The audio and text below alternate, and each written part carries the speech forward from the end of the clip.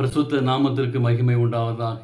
இந்த காலவேளை உங்கள் அனைவரையும் ஆண்டவராகிய இயேசு கிறிஸ்துவின் இன்ப நாமத்தில் உங்களை அன்போடு வாழ்த்தி வரவேற்கிறேன். ஓசியா 10ஆம் அதிகாரம் 12 வாசிக்கிறோம். நீங்கள் நீதிக்கென்று விதை விதையுங்கள், தயவு கொத்ததாய் அங்கே அறுப்பு வருங்கள், உங்கள் தரிசு நிலத்தை நீங்கள் பண்படுத்துங்கள். கர்த்தர் உங்கள் மேல் நீதியை வசிக்க மட்டும் அவரை தேடா காலமாக இருக்கிறது, தேட காலமாக இருக்கு என்று வாசிக்கிறோம். எனவே இந்த நாளின் செய்தியாக அவரை தேடும் காலம் என்று சொல்லி நீங்கள் நானும் வாசிக்கிறோம்.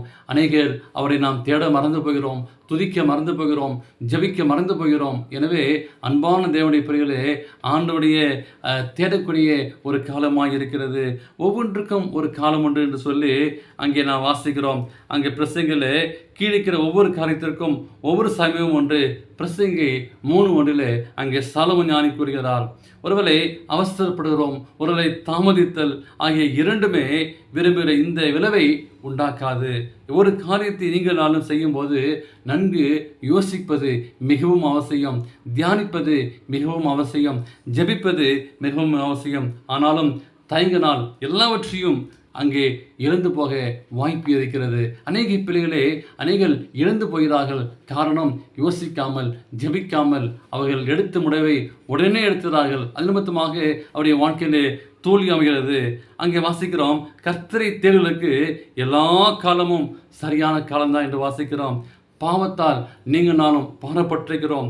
இருதய எப்படி இருக்கிறது என்று எண்ணி பார்க்கும்போது அங்கே மத்தியில் வாசிக்கிறோம், கர்த்தரை நான் ஒவ்வொரு நாளும் தேட வேண்டும் என்று சொல்லி வாசிக்கிறோம். ரட்சகர் தரக்கூடிய அழைப்பை பாருங்கள். வருத்தப்பட்டு பாரம் சுமக்கிறே நீங்கள் நிறுவனத்தில் வாருங்கள், நான் உங்களுக்கு இளைப்பாறுதல் தருவேன். ஒருவேளை முதிர் அடைந்திருக்கலாம் அல்லது பலவீனமாக இருக்கலாம்.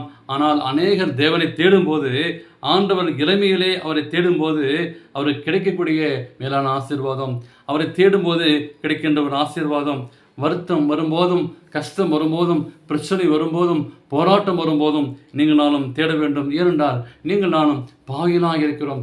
ஆண்டவர் இந்த பாவிகளுடைய மரணத்தை தேவன் விரும்புவதில்லை. ஆனால் அவர்கள் மனம் திரும்பி வர வேண்டும் என்பதை தேவன் அங்கே அழைக்கிறார். அங்கே பேதுருடைய வாழ்க்கையிலே அங்கே மனம் திரும்பினார். அங்கே யூதாஸ் கருத்து மந்திரமால் சென்று விட்டான். ஆனால் பேதுரு அங்கே அழுது, ஐயோ குற்றமில்லாத நான் தேவனை மறுதல் என்று சொல்லி அங்கே அழுதார். ஆனால் தேவனுடைய இரக்கத்தை பெற்றுக்கொண்டான். நம்மிடத்தில் பரலோகத்தின் தேவன் ஆசீர்வாதம், அதே இரக்கத்தை வைத்துள்ளார், அதே ஆசீர்வாதத்தை வைத்துள்ளார். நீங்கள் நானுமாக அவருடைய சமூகத்திலே பெற்றுக்கொள்ள வேண்டும். நீதியை நாம் விதைத்தால் அவருடைய இரக்கத்தின்படியே அறுவடை செய்வோம். கிருபை நமக்கு தருகின்ற ஏவு, அவரை தேடுகிறவர்கள் மேல் நீதியை பொழியப்படுகிறார். கர்த்தர் அங்கே ஆயத்தமாயிருக்கிறார். நம்முடைய தெளிக்க அல்ல, ஆண்டவர் அங்கே பொழிய ஆயத்தமாயிருக்கிறார். நமக்கு காலத்தை ஆண்டவர் நேர்த்தி கொண்டே இருக்கிறார். கிருபை நாட்களை கொடுத்து கொண்டே இருக்கிறார் என்பதை நீங்கள் நானும் மறந்து போகக்கூடாது. எனவே நாம் குறித்த நாட்களே அவருடைய ஆசீர்வாதத்தை நாம் பெற்றுக்கொள்வோம். அவருக்குடைய தேடக்கூடிய காலமாக இருக்கிறது.